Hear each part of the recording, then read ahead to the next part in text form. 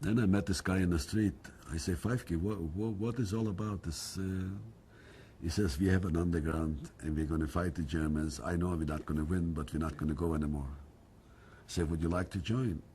I say, if you'll explain to me, I will join. But he says, don't tell your sisters. This has to be a secret, because if people know, you know what's going to happen.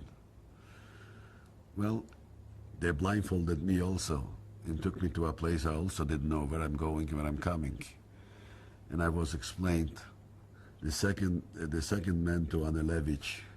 Did you hear about the man of Anelevich? He was the organizer of the Warsaw Ghetto Uprising. They gave me a gun, and they explained to me what our duties will be, that we'll meet once a month. And if we need something, we could phone, not to the organization's bunker, but to a private home, and they will relay the message. And I joined, and we were meeting every month. We were talking what's going to happen. We stored gasoline for Molotov cocktails to make, and they knew where I live, so they gathered some people from the same area, about 16 of us. They said that this is your area. If the uprising comes to be, if they're going to ship us out, the first thing you have to do is burn. There was a factory that made parts for our airplanes. This is your first duty, is to break the windows, throw in a few Molotov cocktails, and this will go. Anyway, one day, first night of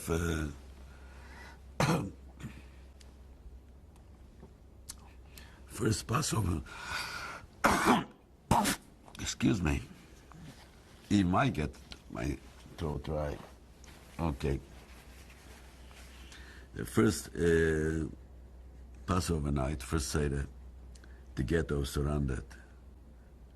Ukrainians, they were in the SS also, SS, surrounded like every 10 feet, an SS with a machine gun. We knew this is it. And they called out with loudspeakers, we should get in the street. Well, nobody went out. Next day, they marched in and we opened fire. The guard was right about 10 feet from our house. We were sitting on the roof. They thought they marched in like usual, like nothing happened, you know. We opened fire. And when we opened fire, a few fell, and they backed up. They backed out of the ghetto. They backed out. In the meantime, a few of us had the order to burn this factory. They went to burn the factory. The factory went up in flames. They had to regroup, and we regrouped.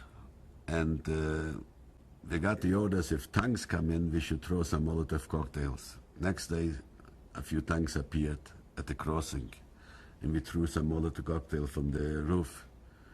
2 tanks blew up, and the Germans escaped through the hedge in fire, you know. They were wearing special suits, you know.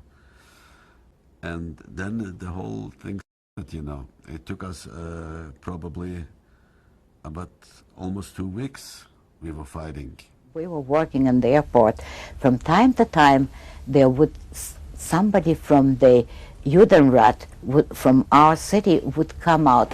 There was once Mina Bern and Mimi Ganyonsky. They were working in the Judenrat, and they were working with children. A couple of times, those 2 ladies came out. They were young women. They came out, and they were teaching us the song of Zognit Kemel Azget, Don't Say That You're Working That Smart. And the other song they taught us was the partisan song that early in the morning he walked on with the gun in his hand and so on. And you know, when they teach you these songs, you look to yourselves or at each other and say, what is the meaning of it? That song was one of the greatest things that happened to us. I don't know how Mira Ganyonsky and Mira Bernstein understood that this would be helpful in continuing without problems. But that day I said, let's start singing. Maybe by singing, maybe by looking, maybe something, maybe a miracle will happen. They had a theater, I remember theater they had in Vilna. Theater, where it was, I remember too. And my grandma used to give me money, and I used to buy a ticket. And I used to keep my ticket, you know, ahead for 6, 7 weeks ahead. To me, it was like a long time ahead. I used to put the ticket inside the coat, which my father kept in case a nice coat he had, Shabbos coat, that he kept, that maybe we need to sell it, you know, for food. So I hung there on the wall over the place where we slept, and I used to put the ticket inside the pocket there, in the east side pocket, so it would stay in a safe place. I used to get the ticket in the last rows, you know, where I could only stand up and see. And I learned all those little songs in the ghetto, you know, in theater. And people would go to the theater? The theater was full. It's already 1942, end of 1942. The ghetto shrunk. You didn't see any more old people because they were killed. You didn't see any children because they were gone. The majority of us was young people in the teens, in the early 20s. These young people, this group of young people, finally start to organize. Then that was the time when I got in touch with some of the young people, which was Homer Hatzair. That was a Zionist organization. The founder and the one who was really the most famous one was Anielewicz. He was a young man. He was 22. He was a very bright young man. He graduated high school, and he was a shy man as far as I remember. But how wonderful he talked. And he told us we have to do something. Not to survive, because how can you survive? How can you fight a German army when no European country could? But at least to die with dignity. At least to make sure that the world will know that it's not true that the Jews went like sheep to the slaughter, because God knows it's not the truth. Every day what we survive was a fighting case, but especially with us. So we start to think what we can do. We built bunkers, and no one person knew everything about the bunker, because we was concerned if somebody will be caught and under the circumstances being beaten, how much they will say. So we try, I didn't know everything either, but we try to make sure that you know just enough what you have to know. So we had bunkers, we built bunkers. Ours was on Świętojerska 30. The broom factory was Świętojerska 32. Świętojerska 32, and this was Świętojerska 30, was the bunker. And there wasn't just one bunker, there was plenty. There was a nice few bunkers, even in our broom factory. Some people risked their life, went on the Aryan side, and smuggled some ammunition, for which we paid a tremendous amount of money. because the Poles really didn't try to help us. That's the complete opposite. But there was between them some decent people. So we got a little bit ammunition from the Aryan side. And most of the things what we did ourselves were the Molotov cocktails in the basements, which is nothing more than a bottle of gasoline with a piece of material. And if you put a match to it, it blows up. And we prepared in the bunkers some food.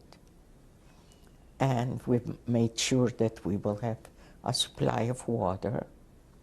And the air used to come from the chimney. And the bunkers was built, our bunker was built in the basement, in a corner of the basement. To get to the bunker, you got through the window sill in the apartment, which opened, and you went through that, through a ladder, to the basement. And in the basement, there was a hidden place, and you walked into the base, to the bunker. What I'm very proud of, and I want history to know about it, that this little Warsaw ghetto fought much longer than any country in Europe. As you know, some countries was handed to Hitler without any fighting at all. Czechoslovakia, Austria. Then France didn't fight that long. Belgium didn't fight at all. Holland didn't fight at all. So the only countries which was left free in Europe, really, was Switzerland and Sweden. And not mentioning, of course, Russia, which was fighting, and England.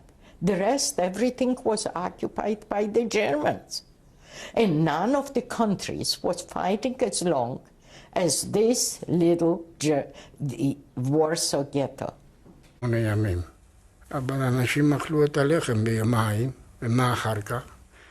הסתובבתי עם מקל, ובקצה היה מסמר, איזה מחוץ לגטו הגיעה מכונה עם תפוחי אדמה, אז רצתי למכונה, עם המקל תפסתי את התפוחי אדמה, תפסתי עוד תפוח אדמה, באתי הביתה, היה צהריים, מה אני יכול, ככה, היינו גנבים.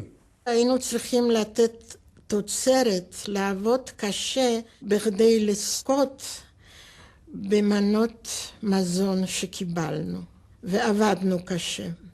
ומישהו שהיה כל כך רעב כתב, אנחנו נאכל פה בגטו לחמניות עם חמה, כי זה פנטזיה בלתי אפשרית. קיבלנו כיכר לחם, 20 גרם קפה, עם זה אי אפשר היה לחיות. בשביל זה אנשים הלכו ברחוב ונפלו, מתו, הרבה מתים היו בגטאות. באותו רחוב שאני גרתי, גרה משפחה, ילדה חנצ'קה. הייתה מאוד חולה, קיבלה שחפת. הייתה אור ועצמות ועיניים ולא יותר. ואהבתי אותה מאוד, ובאתי לבקר אותה. לפני שהלכתי, אמא שלה סיפרה לי שהיא לא מבקשת כלום. היא לא מבקשת אוכל. היא לא בוכה. לכל אחד שניגש אליה אמר לנשק אותה. וכולם נשקו אותה, והיא מתה. אבא שלי, היה לו אמא בגטו לודג'. אז הוא אומר, לך תביא לסבתא קצת מרק, מהמרק הזה. אני הלכתי לסבתא, אבל כשאני בא לסבתא, סבתא שוכבת על המיטה, ואני אומר לסבתא, אני הבאתי לך מרק. אבל סבתא כבר לא הייתה חיה. אז מה אני עשיתי? קודם כל אני חיפשתי מתחת הכרית שלה, ומצאתי חצי כיכר לחם. מה עושים? התיישבתי, אכלתי אותה, גמרתי עם חצי כיכר לחם, וחזרתי הביתה, אמרתי, הסבתא מתה. אחרי כמה ימים היו מודעות ברחוב. כל האוכלוסייה של הגטו צריכה להישאר בבתים שלהם, אסור לצאת. תהיה ביקורת מבית לבית. הם הגיעו לרחוב שלי ולבית שלי. והודיעו לנו שהגרמנים באו וצריך לצאת לחצר, לעמוד שם בשורה ולעבור את הסלקציה. והפחד שלי על האמא, אני לא יכולה לתאר אותה, אני רק זוכרת שניסיתי לייפות אותה, שתיראה צעירה, וצבעתי לה קצת את הלחיים, שיהיו קצת יותר חיים, שתיראה כמו בן אדם שיכול לעבוד. ויצאנו החוצה והסלקציה התקיימה, ומי שהלך לכיוון אחד הלך למשאית, ומי שכיוון השני ברח, ואני ואימא עברנו את הסלקציה הזאת בשלום, וברחנו, נכנסנו לאיזו כניסה של בית, והתחבקנו ואהבנו, והיינו מאושרות, והאושר שלי היה לא לתאר. פעם אחת הלכתי, זה היה בשבת, עם אבא, הלכנו לבית כנסת. אז הוא אומר לי, אתה רואה, זה הרע, אתה רואה, יש לו שכינה על הראש. אני לא ידעתי מה זה שכינה, הוא אומר לי, בסדר. פתאום, ירייה, הוא נפל. אבא. היה שם גרמני אחד, מחוץ לגטו, שהוא ראה היהודי מתקרב קצת לקרשים של חוץ לגטו, הוא ירה בו, מה אכפת לו, יעשו לו משהו.